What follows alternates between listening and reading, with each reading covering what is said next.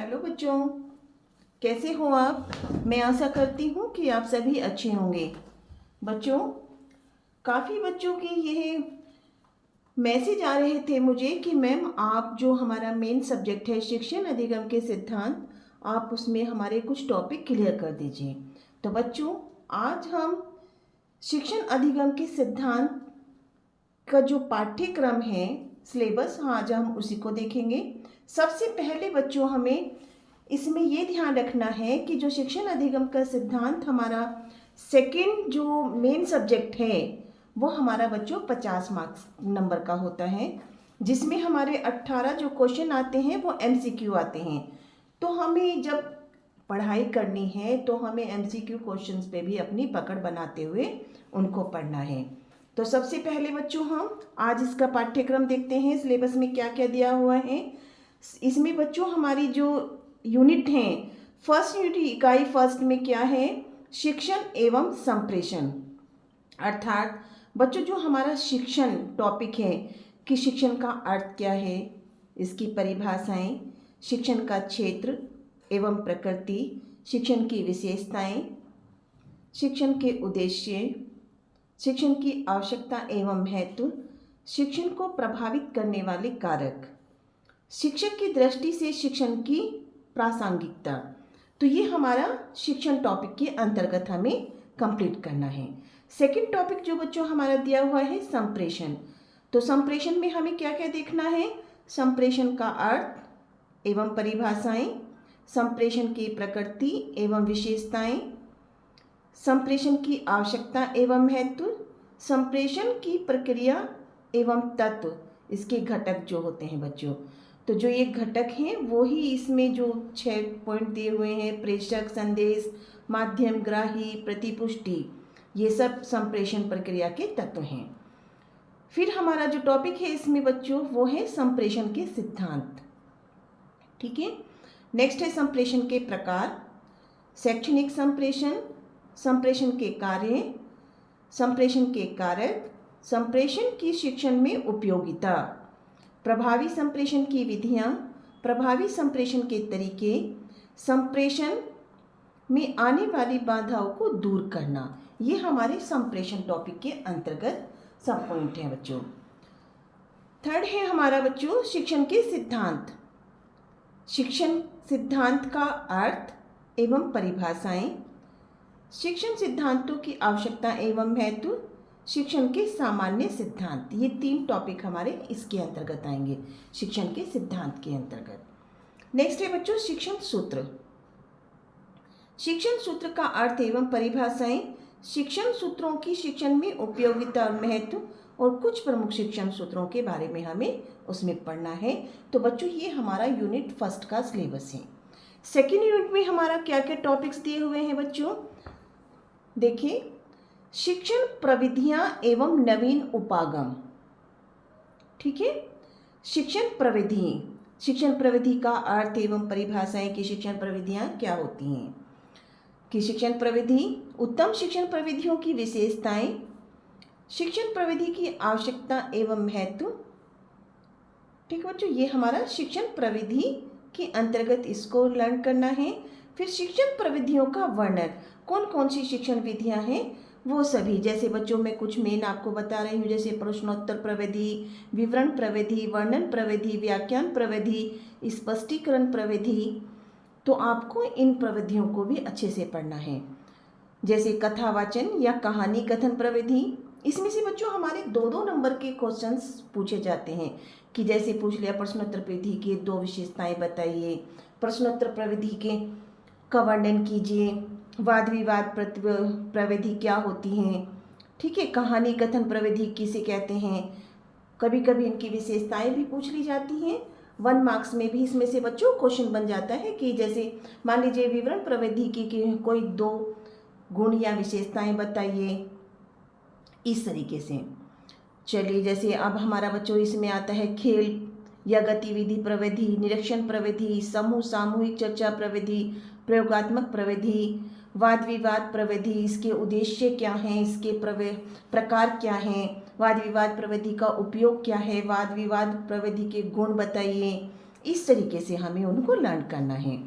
अब जैसे बच्चों आता है कार्यशाला प्रविधि, तो ये जितनी भी हमारी प्रविधियाँ हैं, तो इनके जैसे कार्यशाला विधि का क्षेत्र क्या है, इसकी विशेषताएं, इसके उद्देश्य, इसके स्रोत क्या हैं, ठीक है। कार्यशाला में भूमिकाएं, कार्यशाला की संरचना, कार्यशाला प्रविधि की सीमाएं क्या हैं।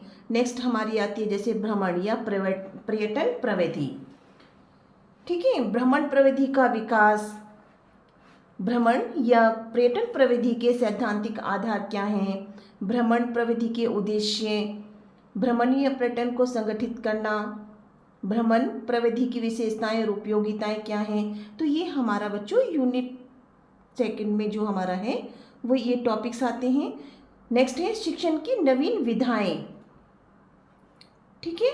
शिक्षण की नवीन उपागम की अवधारणा, कि शिक्षण के नवीन उपागम क्या है बच्चों, उसका मीनिंग आपको पता होना चाहिए, ठीक है। शिक्षण के नवीन उपागम के उद्देश्य, ये हमारा यूनिट सेकंड का है बच्चों सिलेबस।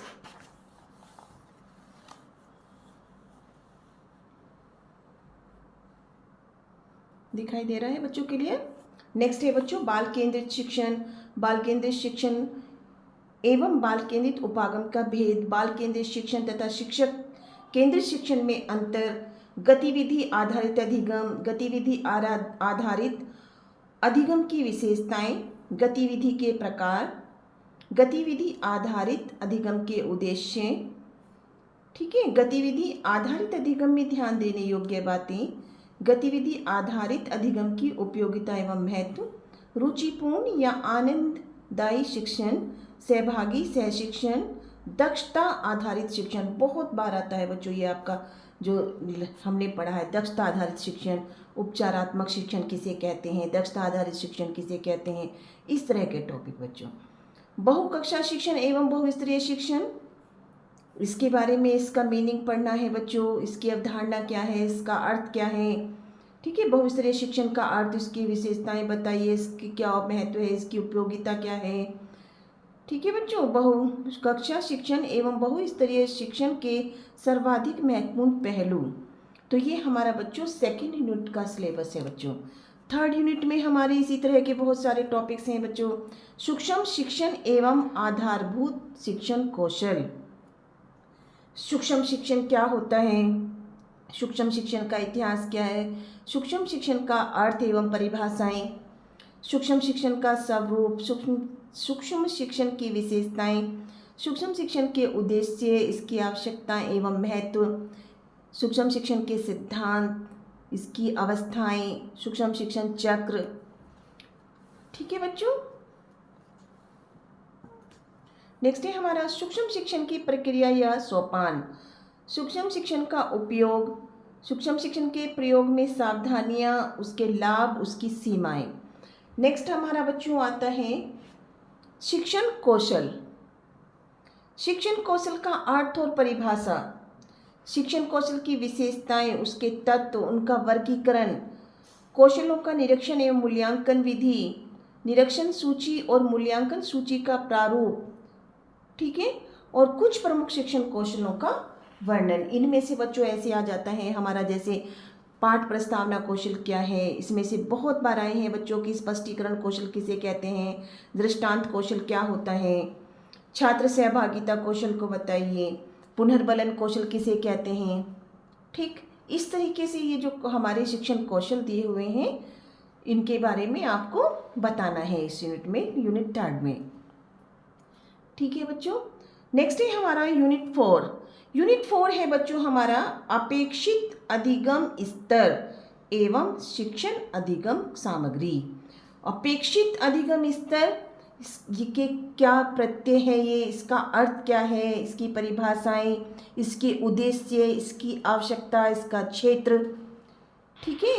अधिगम पुनर्बलन में अपेक्षित अधिगम प्रतिफल का महत्व बताइए, और या अपेक्षित अधिगम स्तर लागू करते समय किन किन बातों का हमें ध्यान रखना चाहिए, इत्यादि जो क्वेश्चंस हैं बच्चों हमारे यूनिट 4 से संबंधित हैं, ठीक है बच्चों। नेक्स्ट है हमारा शिक्षण अधिगम सामग्री, जिसे हम शिक्षण सहायक सामग्री भी कहते हैं। तो शिक्षण सहायक सामग्री का अर्थ और इसकी परिभाषाएं, इसके उद्देश्य, इसकी विशेषताएं, आवश्यकता और महत्व, कक्षा शिक्षण में सहायक सामग्री का उपयोग, शिक्षण सामग्री चयन के सिद्धांत, ठीक है, इसके उपयोग में हमें क्या क्या सावधानी बरतनी चाहिए, इसके प्रकार क्या हैं, उनका वर्गीकरण क्या है, उपलब्धता के आधार पर सामग्री, ठीक है, ये हमारा यूनिट 4 का है बच्चों। अब जैसे हम कहते हैं कि दृश्य सामग्री क्या है, श्रव्य सामग्री क्या है, और दृश्य श्रव्य सामग्री के अंतर्गत कौन कौन से हमारे टूल आते हैं, तो वो सारी चीज़ें हम इन यूनिट्स में पढ़ेंगे बच्चों। ये हमारा शिक्षण अधिगम के सिद्धांत का सिलेबस है और इन्हें हम 1 बाय 1 क्लियर करेंगे। ठीक है बच्चों, आज हम इतना ही पढ़ेंगे। अगर बच्चों आपको वीडियो पसंद आई हो तो वीडियो को लाइक करें और चैनल को सब्सक्राइब करें। Thank you.